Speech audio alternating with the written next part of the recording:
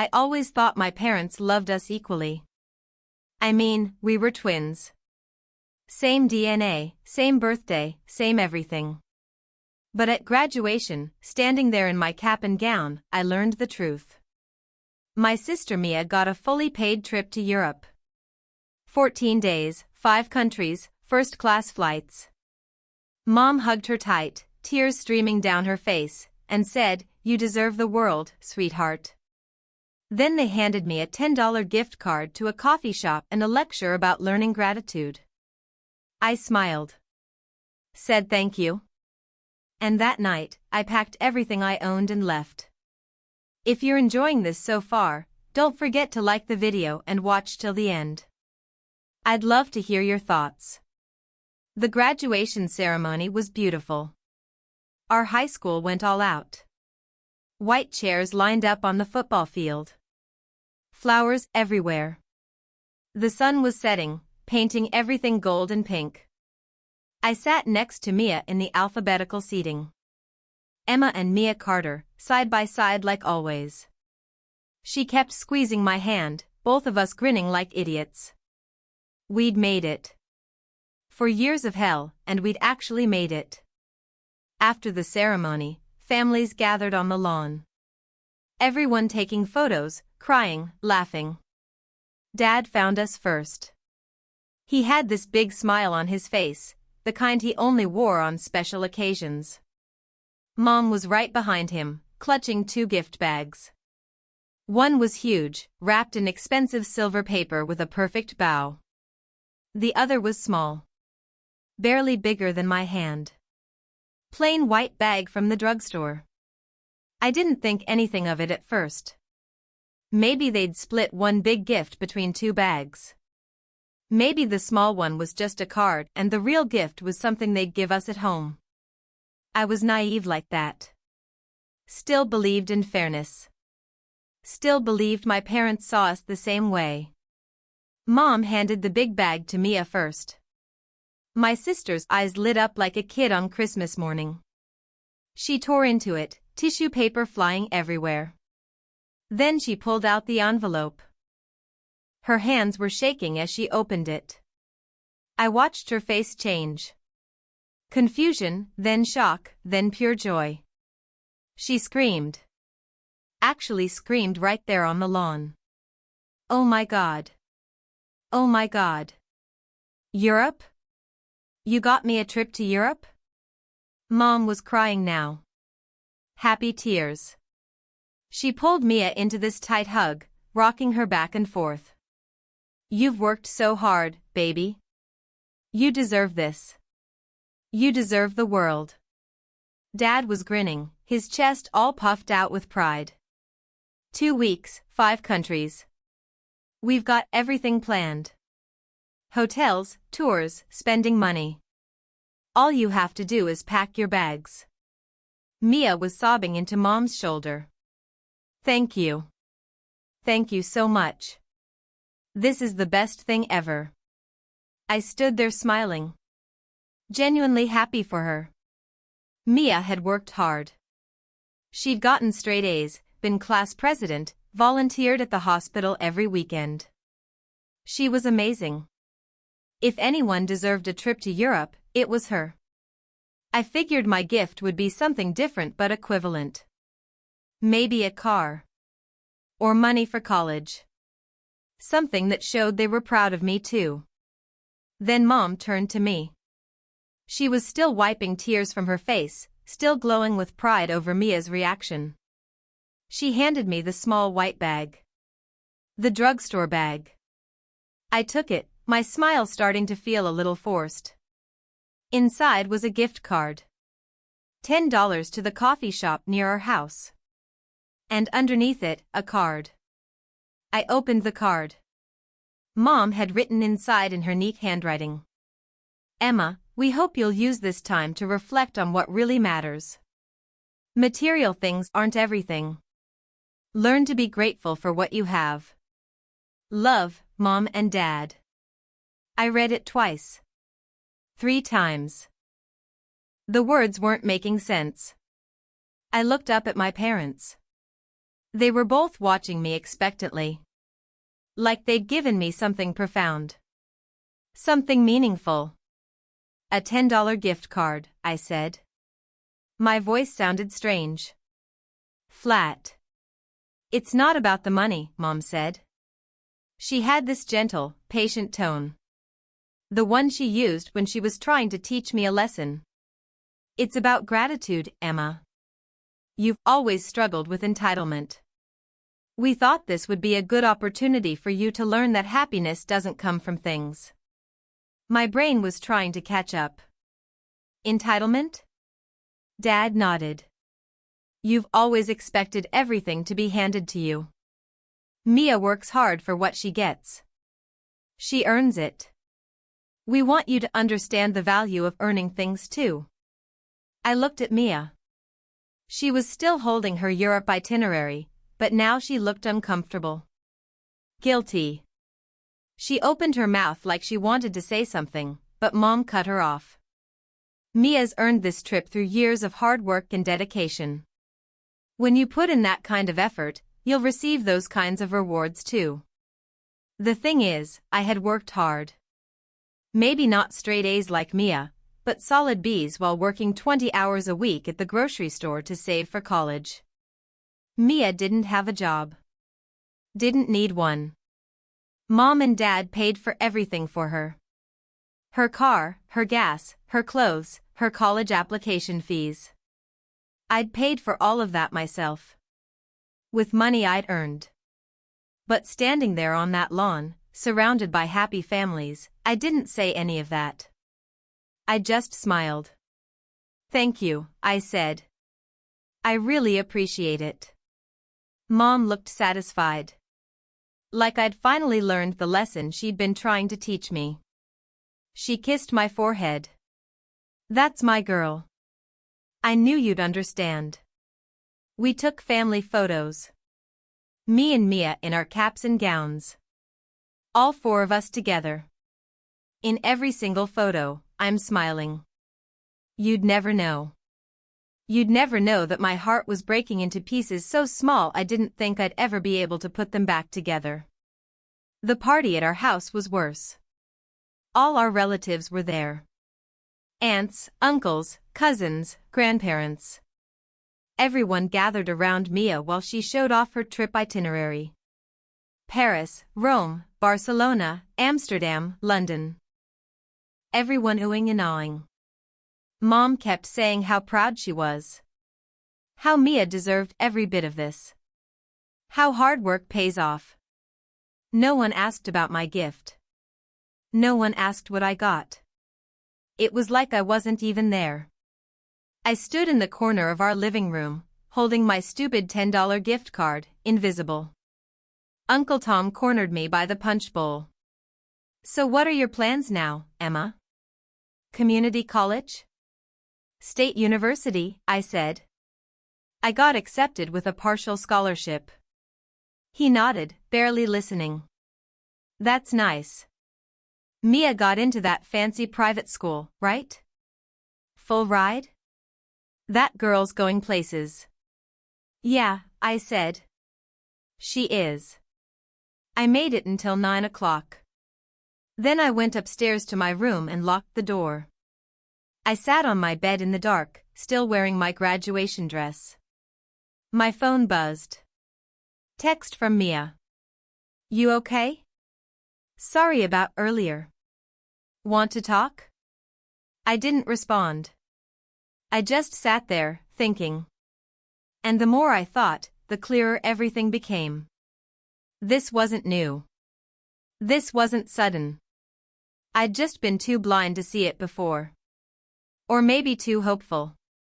Too desperate to believe my parents loved us the same. But they didn't. They never had. I thought about every birthday. Mia always got the bigger present. The better present. I got practical things. Clothes I needed for school. Supplies. One year I got a vacuum cleaner for my room. I was 15. Mia got a laptop. I thought about every Christmas. Same thing. Mia's pile of presents always twice the size of mine. When I was little, I thought maybe she was just luckier. That Santa liked her better. Then I got older and realized Santa was Mom and Dad, and they liked her better. I thought about every school event, every concert, every play, every award ceremony. Mom and Dad showed up for Mia's. For mine, they were always too busy. Had to work. Had something else going on. But they never missed one of Mia's. I thought about college applications. I'd asked Dad to help me with my essays. He said he didn't have time. But he spent hours helping Mia with hers. Editing every word. Making calls to alumni he knew. Pulling strings. I thought about the car. On our 16th birthday, Mia got a used Honda. Reliable, good on gas, perfect first car. I got nothing. Mom said I could borrow hers when I needed it. But I couldn't just borrow it. I had to ask every single time. Had to explain where I was going. Had to promise to fill up the tank. Had to be back by a certain time. It was humiliating. So I mostly just didn't go anywhere. Every memory I had was colored differently now. Tainted. Like I'd been watching my life through rose-colored glasses and someone had just ripped them off my face. I could see everything clearly. How they'd treated Mia like she was made of gold. How they'd treated me like I was lucky to be here. An afterthought. A burden. I pulled my suitcase out from under my bed at 11 p.m. Everyone was still downstairs.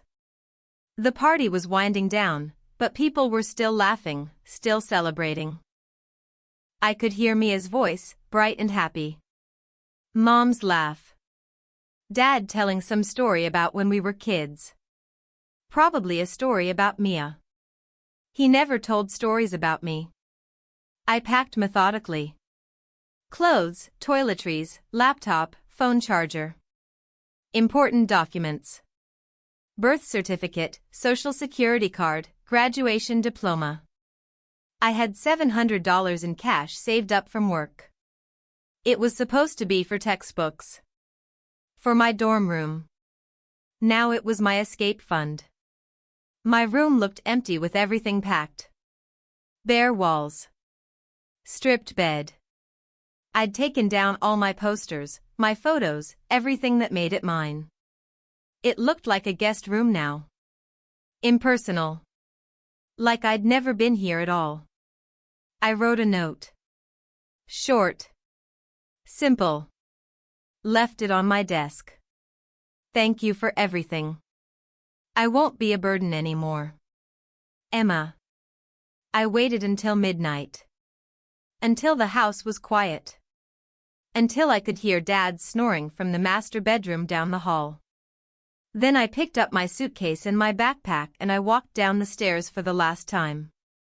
Each step creaked. I'd grown up with these creaks. Knew exactly which ones to avoid. But tonight I didn't bother. Didn't care. If they woke up, they woke up. I was leaving either way. No one woke up. The house stayed dark and quiet. I walked out the front door, leaving it unlocked behind me. My car was parked at the curb. The piece of junk I'd bought myself 6 months ago for $800. It had 200,000 miles on it and the air conditioning didn't work, but it was mine. I'd earned it. Every penny. I threw my stuff in the back seat and got behind the wheel. For a moment, I just sat there, staring at the house. The house I'd grown up in. The house that had never really felt like home. Not to me. I wondered if Mia would miss me. If Mom and Dad would even notice I was gone. Or if they'd just feel relieved. One less disappointment to deal with. Then I started the engine and drove away. I didn't look back. I had no plan. No idea where I was going. I just drove. Through our neighborhood, past the high school, out onto the highway. The roads were empty at this hour. Just me and the occasional semi-truck. I drove until my hands hurt from gripping the steering wheel. Until my eyes burned from crying. Until I was 3 hours away and the sun was starting to rise. I pulled into a rest stop. Parked in the back corner away from everyone else. Then I finally let myself break down. I sobbed until my throat was raw. Until my chest hurt. Until there were no tears left. All the years of being second best. Of being overlooked. Of being told I wasn't good enough.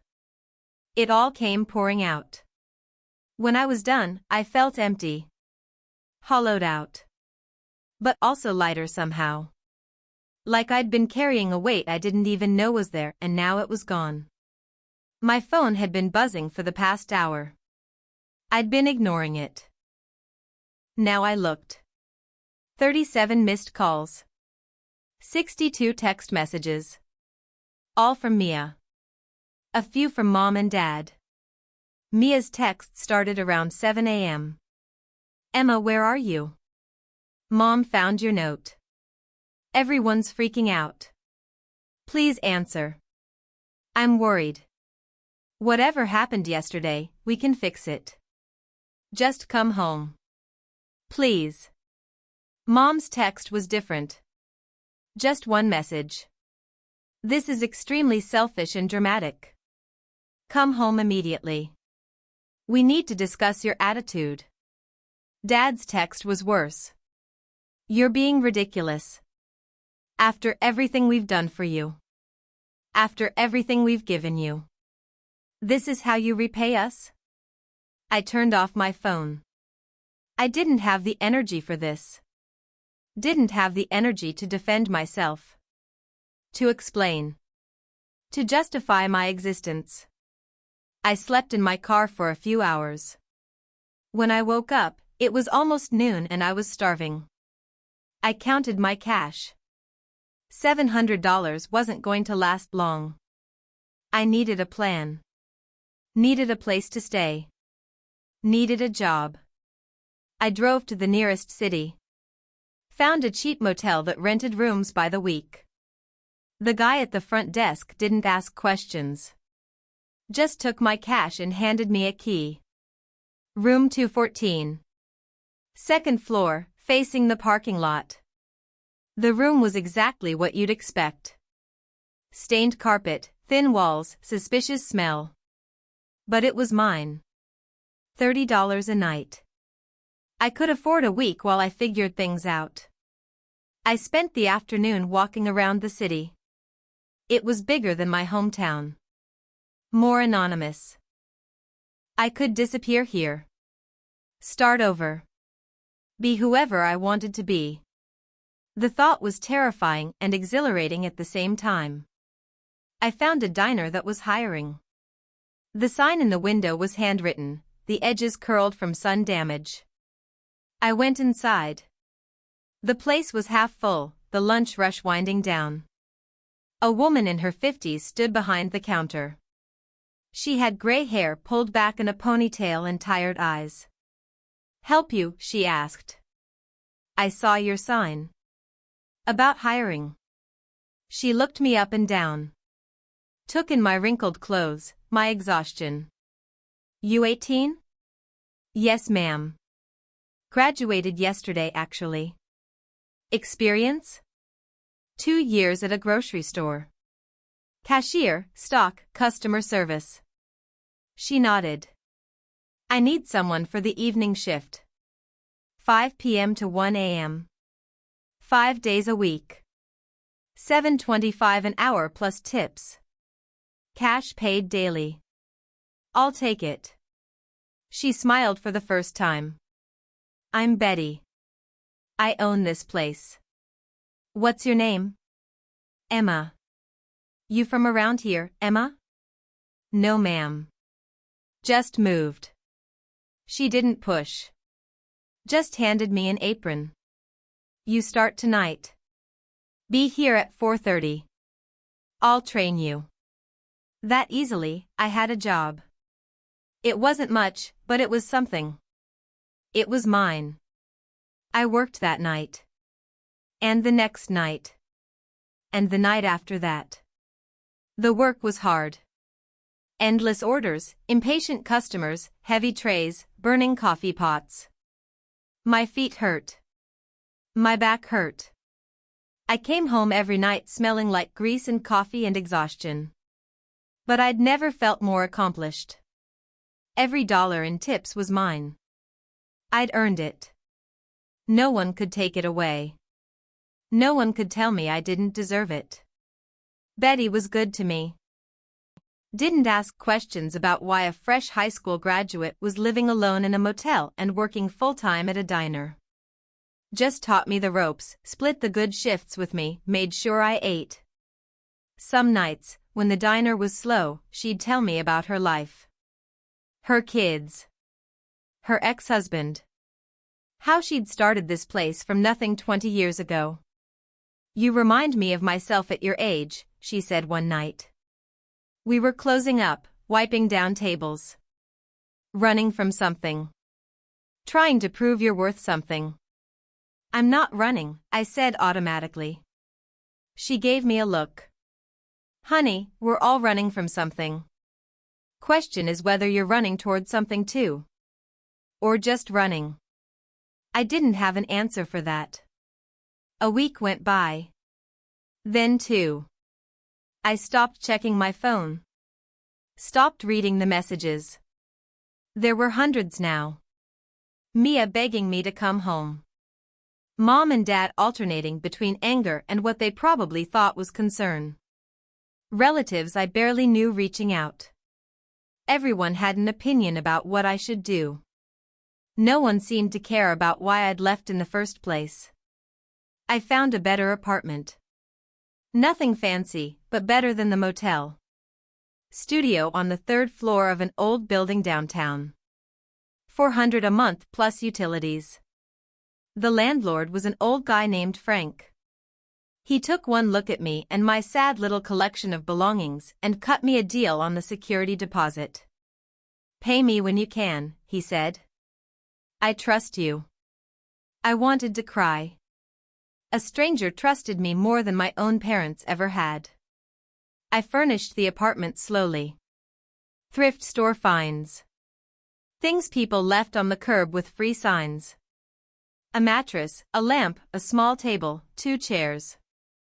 It wasn't much, but it was mine. All mine. No one could tell me I didn't deserve it. No one could take it away.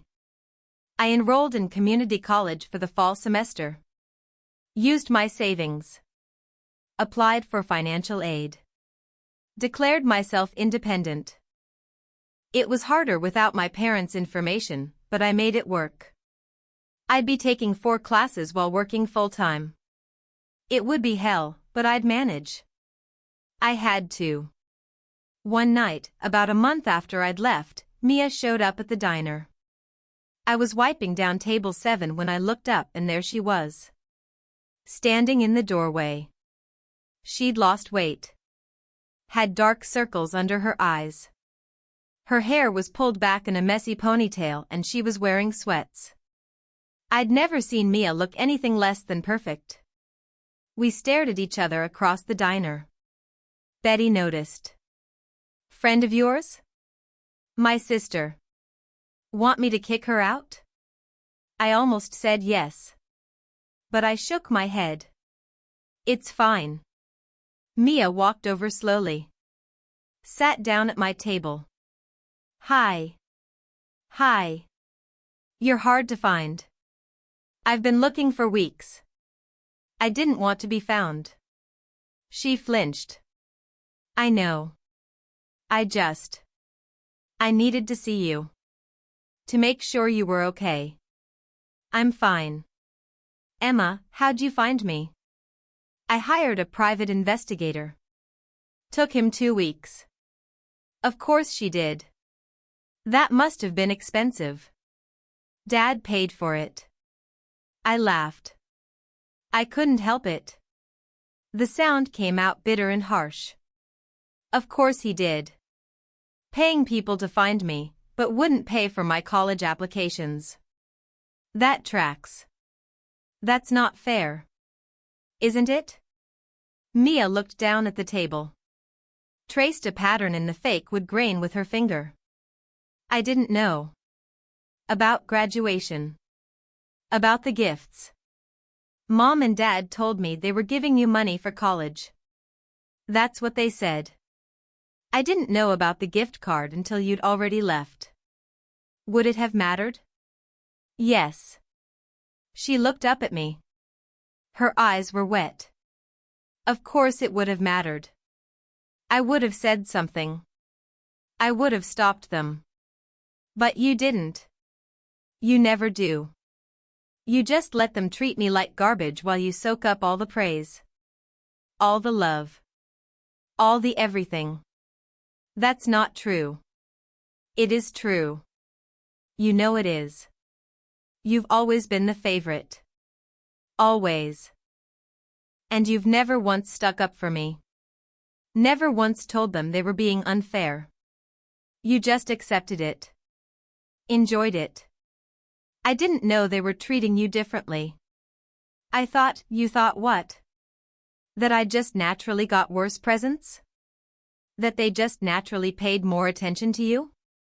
That they just naturally loved you more? She was crying now. I didn't think about it at all. That's the truth. I was just living my life. I didn't realize that's the problem, Mia.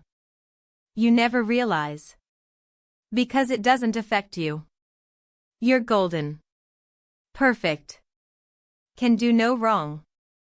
I'm the afterthought. The disappointment. And you never even noticed.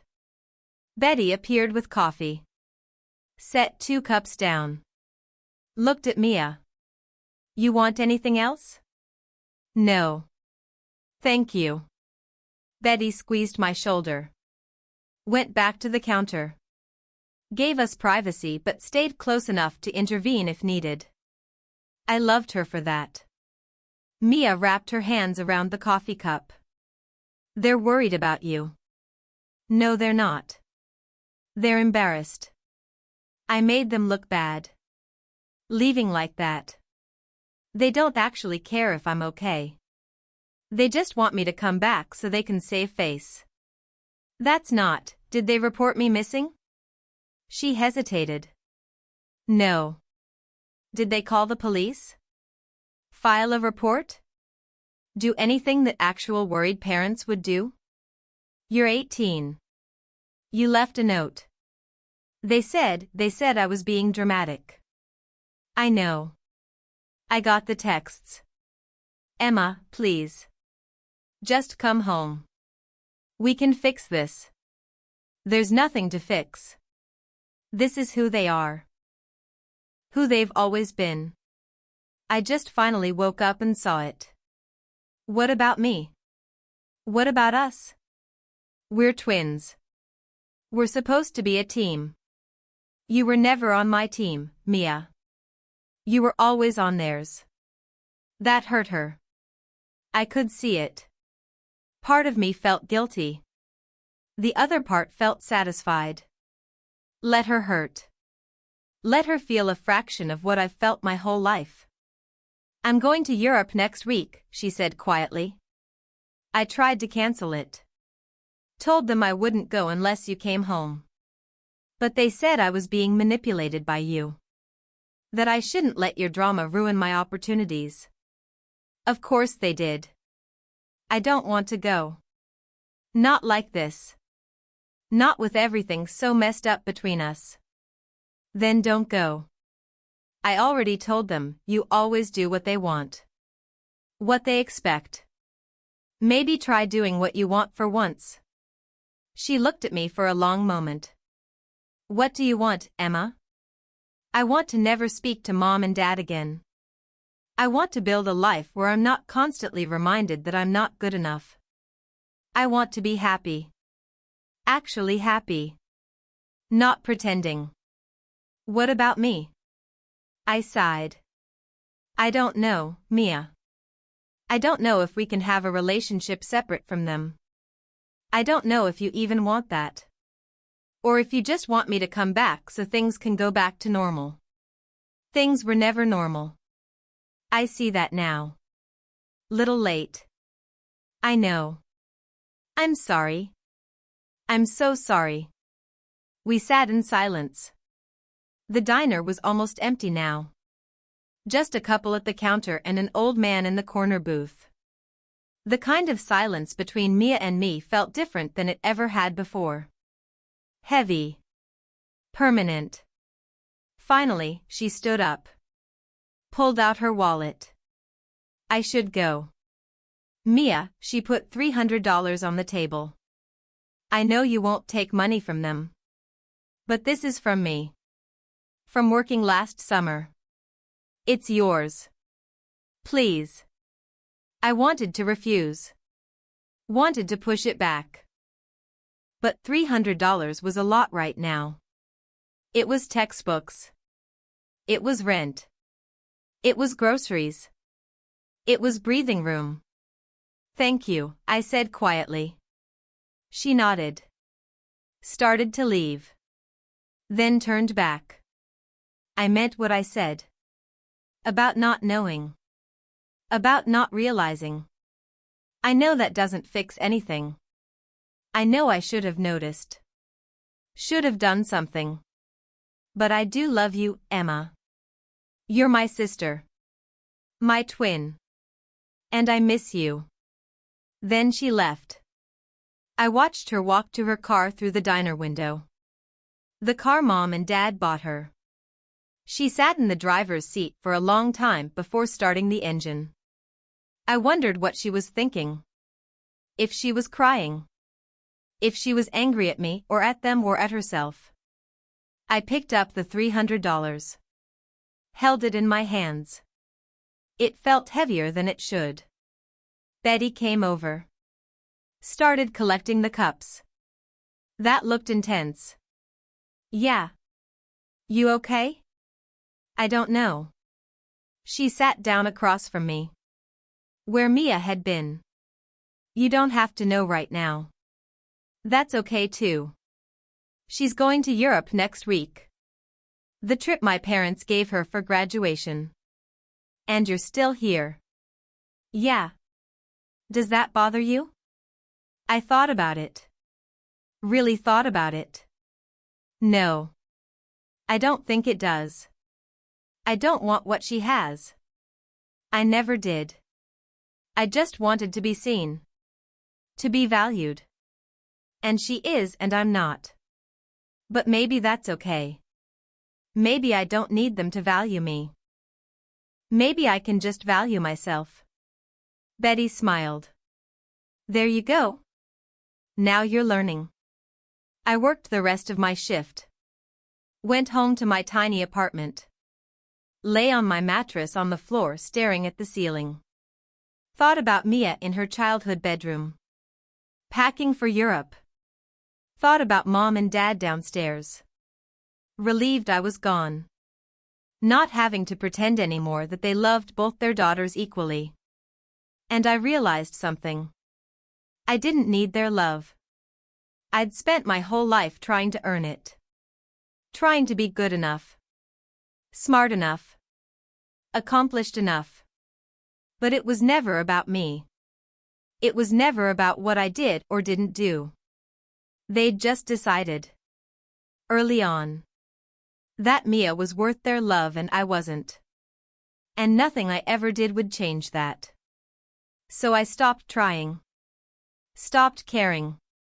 And it was the most freeing thing I'd ever felt. The next few months passed in a blur. Work, school, sleep, repeat. I was exhausted constantly. Running on coffee and determination. But I was happy. Actually happy. For the first time in my life, I was building something that was mine. I made friends at community college. Other students like me. Working full-time. Supporting themselves. Fighting for every credit hour. We studied together at the diner. Betty let us have a corner booth for free. Just kept our coffee cups full. I made friends at work. Other servers. Cooks. Regulars who came in every day at the same time. People who saw me. Who valued me. Who didn't expect me to be anyone other than who I was. I stopped checking my phone for messages from Mia. From my parents. Eventually they stopped coming. Maybe they gave up. Maybe they realized I wasn't coming back. Maybe they were just relieved they didn't have to deal with the disappointment anymore. Mia sent me postcards from Europe. One from each country. She didn't write much. Just thinking of you and her name. I kept them in a drawer. Didn't throw them away but didn't look at them either. In October, I got a letter. Actual physical letter in the mail. Handwritten address. My name in Mia's perfect penmanship. I almost didn't open it. Sat with it for 3 days. Finally opened it on a rainy Saturday morning while drinking coffee in my apartment. Inside was a letter. Long pages and pages. And a check. $5,000. I read the letter twice. Emma, I don't know if you'll read this. I don't know if you'll even open it. But I have to try. I've been in therapy since you left. Started going the week after I saw you at the diner. Mom and Dad think I'm being dramatic. They don't understand why I need it. But I do. I needed to understand why I never saw what was happening. Why I never noticed how they treated you differently. My therapist says I was complicit. That by accepting the favoritism, by not speaking up, I was enabling the abuse. Yes, abuse. That's what she calls it. Emotional abuse. Neglect. I didn't want to believe it at first. But the more we talked, the more I saw it. All the ways they made you feel less than. All the ways I let them. I'm so sorry, Emma. I know that doesn't mean much now. I know sorry doesn't fix years of damage. But I mean it. I'm so deeply sorry. The trip to Europe was awful. I spent the whole time thinking about you. About us. About how wrong everything was. I came home early. Cut it short by a week. Mom and Dad were furious. Said I was ungrateful. That you'd poisoned me against them. They don't get it. They don't see what they did. What they're still doing. I've started setting boundaries with them. It's hard. They push back. They guilt trip. They tell me I'm being influenced by you. Like you're some kind of villain instead of their daughter. Instead of my sister. I moved out last month. Got my own apartment. They're barely speaking to me now. Apparently I'm not the golden child anymore. Apparently there's only room for one perfect daughter, and since you're gone, I'm expected to be extra perfect to make up for your absence. It's exhausting. The check is from my college fund. The one Grandma set up for both of us before she died. Mom and Dad never told you about it. They said they were saving it for you, but they were lying. They used it all for me. For my school. My car. My Europe trip. You're half and mine both. I talked to a lawyer. Technically what they did was legal since they were our guardians. But it was wrong. So wrong. I withdrew half of what's left. $20,000. This is the first payment. I'll send you more when I can. Use it for school. For your life. For whatever you need. It's yours. It was always yours. I love you. I miss you. I understand if you don't want a relationship with me. I understand if I'm too tied to everything that hurt you. But I had to try. I had to reach out. Your sister, Mia, I sat there crying, holding the check.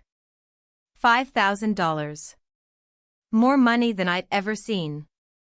Money that was mine. That I'd been owed. That had been stolen from me and now returned. I called her. First time in months. She answered on the first ring. Emma? I got your letter. And? Thank you. For the money. For everything you said. For trying. She started crying. I could hear it through the phone. I'm so sorry. I should have seen it. Should have done something. Yeah. You should have. But you're doing something now. That counts for something. I want to have a relationship with you. A real one. Not through mom and dad. Just us. I don't know if I'm ready for that yet. That's okay. I can wait. I'll wait as long as you need. They really cut you off? Yeah. I'm officially the bad daughter now. It's eye-opening. Finally understanding what you went through. It's not the same, Mia. You had 18 years of love. Of being chosen. I'm happy you're setting boundaries. I'm happy you're standing up to them. But it's not the same. I know. You're right. I'm sorry. We talked for an hour. About her therapy. About my school. About our lives apart from each other. It was strange. Talking to her like an acquaintance instead of someone I'd shared a womb with. But it was a start. After we hung up, I sat looking at the check. $5,000. I could pay rent for months. Could buy textbooks. Could get a better car. Could breathe. I deposited it the next day. Watched my bank account balance change. Couldn't stop staring at it. This money represented so much more than dollars. It represented acknowledgement. Validation. Proof that I'd been wronged. That it wasn't all in my head. That I deserved better. I used some of it to take fewer shifts at the diner. To focus more on school. My grades improved. I made Dean's List. No one was there to celebrate with me. No parents taking me to dinner. No party at the house. But Betty made me a cake. My friends from school took me out for drinks. It was small and perfect and mine. Mia sent another check in January. And another in April. Each time with a short note. Updates about her life. Her therapy. Her growing distance from our parents. She never asked for anything in return. Never demanded I forgive her or have a relationship with her. Just kept sending money and love and hoping. We talked on the phone sometimes. Once a month. Then twice a month. Then every week. Slowly. Carefully. Building something new. Something separate from our parents. From our past. It wasn't easy. There was so much hurt. So much resentment. But we tried. In May, a year after graduation, Mia called me crying. I was at work. Took my break early to talk to her. What's wrong? Mom and Dad are getting divorced. I sat down on the curb behind the diner. What? Yeah. Apparently Dad's been having an affair for years. With his secretary. Mom just found out. She's losing her mind. Wow. They want to have a family meeting. Want both of us there. No. Emma, no. I'm not doing this. I'm not going back there. Not for them. Not for anything. What if I need you there? That stopped me. Do you? Actually need me? Or do they want us both there so they can play happy family one last time? I need you there. I can't face them alone. Not with everything falling apart. I sighed. When? This weekend. Saturday. At the house. I'll think about it. I didn't want to go. Every part of me screamed to stay away. But Mia had been trying. Had been working to repair what she'd helped break. And she was asking for help. Actually asking. So I went. Drove the 3 hours back to my hometown. Felt my chest get tighter with every mile. Pulled up to the house Saturday morning. It looked exactly the same. Same blue shutters. Same rose bushes Mom loved. Same perfect facade hiding all the rot underneath. Mia was waiting on the porch. She ran down to meet me. Hugged me tight. She felt smaller than I remembered.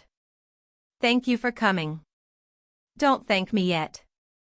I might leave before this is over. That's fair. We walked inside together. Mom and Dad were in the living room. Sitting on opposite ends of the couch. As far apart as possible. The room felt tense. Heavy. Mom looked up when we walked in. She'd aged. More gray in her hair. Lines around her eyes. Emma. You came. Mia asked me to. Dad stood up. It's good to see you. I didn't respond. Just sat in the chair farthest from both of them. Mia sat next to me. A united front. Mom cleared her throat. Thank you both for coming. We wanted to talk to you together. To explain what's happening. You're getting divorced, I said. Mia told me. Because Dad's been cheating. Dad flinched. It's more complicated than that. Is it? Your mother and I have been unhappy for years. We've been trying to make it work for you girls. But now that you're both adults, don't. My voice came out harder than I intended. Don't you dare blame this on us. Don't you dare pretend you stayed together for us when you barely acknowledged I existed. Mom gasped. Emma, that's not, it is true. You know it is. You gave Mia everything. Love, attention, money, opportunities. Everything. You gave me lectures about gratitude and $10 gift cards. So don't sit there and pretend you made sacrifices for me. Don't pretend you were ever a real parent to me. We loved you, Mom said. She was crying now. We love you. No, you don't. You love Mia. You tolerate me. There's a difference. Dad stood up. His face was red. That is not true. We treated you both the same. Mia laughed. Sharp and bitter. No, you didn't. You never did. I've been going to therapy. Working through all of this. And it's so clear now how differently you treated us. How you favored me. How you neglected Emma. Mia, don't be dramatic, I'm not being dramatic. I'm being honest for the first time in my life. You hurt Emma. For years. And I let you. I'm just as guilty. But at least I'm trying to make it right. Mom looked between us. You've both turned on us. This is what happens when you encourage victim mentality. When you coddle, stop. I stood up. I didn't come here to be lectured. I came here because Mia asked me to support her. But I'm done. I'm done with your gaslighting. Your manipulation. Your complete inability to take responsibility for how you treated me. Emma, please, I don't forgive you. Either of you. I don't know if I ever will. What you did to me wasn't love. It was neglect. It was emotional abuse. And I'm done pretending otherwise. I walked toward the door. Mia followed. Mom was crying harder now. Dad was yelling something about respect. About family. About how ungrateful we were. I didn't listen. Just kept walking. Outside, Mia and I stood by my car. The same piece of junk I'd left in a year ago. Still running. Still getting me where I needed to go. That went well, Mia said. I laughed. Couldn't help it. Yeah. Super productive. Thank you for coming. For saying what I couldn't. You did pretty good yourself. She smiled. Therapy helps. Maybe I should try it. Maybe you should. We hugged. Long and tight. Then I got in my car and drove away. For the last time. I didn't look back. Didn't need to. That chapter was over. That part of my life was done. 3 more months passed. Summer turned to fall. I registered for my 2nd year. Got promoted at the diner to shift supervisor. Got a better apartment. A real 1-bedroom. Still small. Still cheap. But mine. Mia and I talked every week. Sometimes more. She started coming to visit. Staying weekends in my small apartment. Sleeping on my lumpy couch. We were learning each other as adults. As separate people. It was good.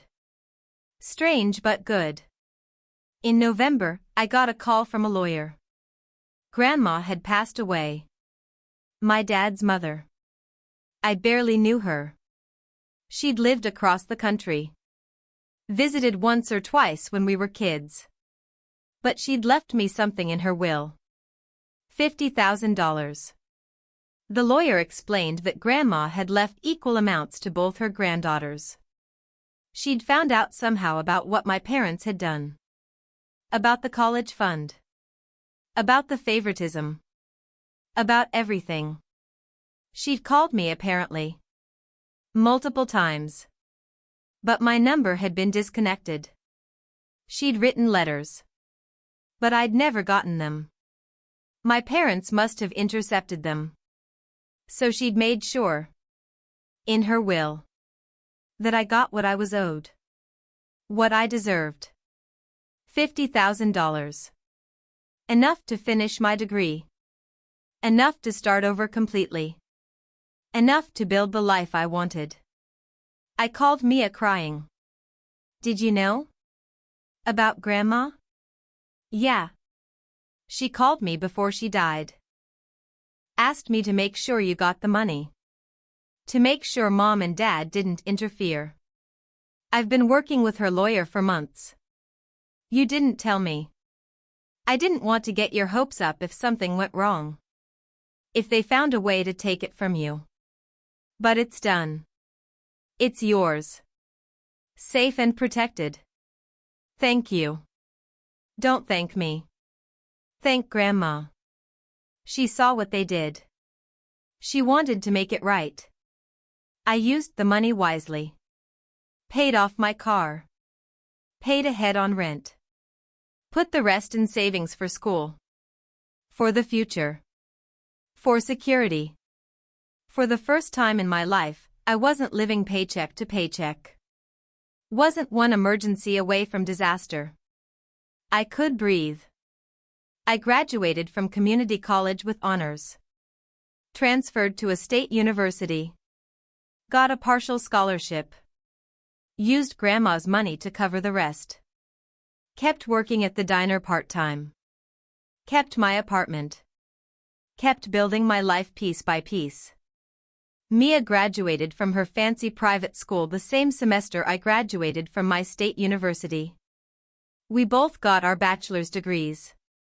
Walked in our separate ceremonies. But then we met up after. Had our own private celebration. Just us. No parents. No drama. Just two sisters who'd survived their childhood and come out the other side. We made it, Mia said. We were sitting at a bar, drinking cheap champagne. Still in our caps and gowns. Yeah. We did. I'm proud of us. Me too. Do you ever regret leaving? That night after graduation? I thought about it. Really thought about it. No. Leaving was the best thing I ever did. It hurt. God, it hurt so much. But it saved me. If I'd stayed, I'd still be trying to earn their love. Still trying to be good enough. Still failing. Leaving taught me that I didn't need their approval. That I could be enough all on my own. I wish I'd left with you. You weren't ready. You had to figure it out yourself. We both did. She nodded. I don't talk to them anymore. Mom or Dad. Haven't in almost a year. How do you feel about that? Relieved mostly. Sad sometimes. But mostly relieved. They're still the same. Still think they did nothing wrong. Still playing victim. I can't do it anymore. Can't keep hoping they'll change. Good for you. What about you? Any contact? No. They tried a few times. After the divorce was final. After Grandma's will. But I never responded. They don't deserve access to my life. To me. We sat in comfortable silence. 2 years ago we'd been strangers wearing matching faces. Now we were something else. Something real. We'd had to destroy the old relationship to build a new one. But it was worth it. 5 years later, I'm 23. I have my own apartment. A real one with furniture that isn't from the curb. I graduated with my master's degree. I have a good job. A career. Friends who love me. A life I'm proud of. Mia and I talk every day. She's my best friend now. We've done the work. The therapy. The difficult conversations. We've built something new from the rubble of what our parents destroyed. Sometimes people ask about my family. About my parents. I tell them the truth. That we don't speak. That they weren't good to me. Most people don't understand. They think family is everything. That you have to forgive. That blood matters above all else. But I know differently. I know that sometimes the healthiest thing you can do is walk away. Is choose yourself. Is build a family from the people who actually love you. Who see you. Who value you. I think about that graduation night sometimes. Standing in my cap and gown. Holding a $10 gift card. Being lectured about gratitude while my sister got the world. I think about how much it hurt. How small I felt. How invisible. But I also think about what came after. The strength I found. The life I built. The person I became. Not in spite of what they did to me. But because I refused to let it define me. Because I chose to walk away. Because I chose myself. My parents never apologized. Never acknowledged what they did. They're both remarried now. To other people. Living their separate lives. Still convinced they were perfect parents. Still playing victim. Still blaming me for being difficult. For being dramatic. For breaking up the family. I don't care anymore. Their opinion of me doesn't matter. It never really did. What matters is my opinion of myself. And I'm proud. Of what I survived. Of what I built. Of who I became. I learned gratitude that night. Just not the lesson they intended. I learned to be grateful for the hard times because they taught me my own strength. Grateful for the favoritism because it pushed me to become independent. Grateful for the $10 gift card because it opened my eyes to the truth. Grateful for the pain because it led me to freedom. Some people get lucky. They're born into families that love them, support them, see them. Some of us have to build that ourselves. Have to create chosen families. Have to learn to parent ourselves in the ways we were never parented. It's harder that way. Lonelier sometimes. But it's also more meaningful. Every success is actually mine. Every accomplishment is actually earned. Every bit of love is actually real. I see my parents sometimes. In stores. At community events. We make eye contact. Look away. Pretend we don't know each other. It's better that way. Cleaner. There's nothing left to say. No closure to be found. Some wounds don't heal. They just scar over. And that's okay too. Mia's getting married next year. To someone good. Someone who sees her. Who loves her. Who doesn't expect her to be perfect. I'm her maid of honor. We're planning the wedding together. Our parents aren't invited. She didn't even tell them she was engaged. Do you think that makes us bad people? She asked once. Cutting them out completely? No, I said. I think it makes us healthy people with boundaries. Mom will probably find out somehow. She'll call. She'll guilt trip. Let her. You don't owe her anything. Neither do I. I used to think family was everything. Family is everything. But family is who we choose. Who chooses us back? Blood doesn't mean anything if the love isn't there. She hugged me. I'm glad I have you. I'm glad we figured this out. Me too. Last week I got a letter. From Mom. Forwarded through 3 addresses before it found me. I almost threw it away unopened. But curiosity got the better of me. Inside was a single page. Handwritten. Emma, I've been thinking a lot about the past. About mistakes I made. I want you to know I'm sorry for anything I did that hurt you. Family is important. I hope we can move past this and reconnect. Mom. I read it 3 times. Looking for actual acknowledgement. Actual understanding. But it wasn't there. Just vague words. Sorry for anything that hurt you. Not sorry for treating you like you were worthless. Not sorry for giving your twin the world while giving you a $10 gift card. Not sorry for never seeing you. For never choosing you. Just sorry for anything. It wasn't enough. It would never be enough. I threw the letter away. Didn't respond. Didn't feel guilty. Just felt sad. Sad for the little girl I was. Who would have given anything for her mother's love? Who tried so hard to be good enough? Who never was. But also grateful. Grateful for the woman I became instead. The one who didn't need her mother's love to know her worth. Who built a life and a family and a future without them. Who learned that sometimes the bravest thing you can do is walk away. People ask if I ever regret it. Leaving that night. Cutting them off. Missing out on a relationship with my parents. The answer is always no. Because that night, with my suitcase in my car and tears on my face, I chose myself for the first time.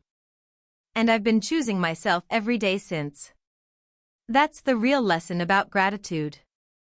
Not being grateful for scraps. Not being grateful for less than you deserve. But being grateful for your own strength. Your own resilience. Your own ability to walk away from people who hurt you and build something better.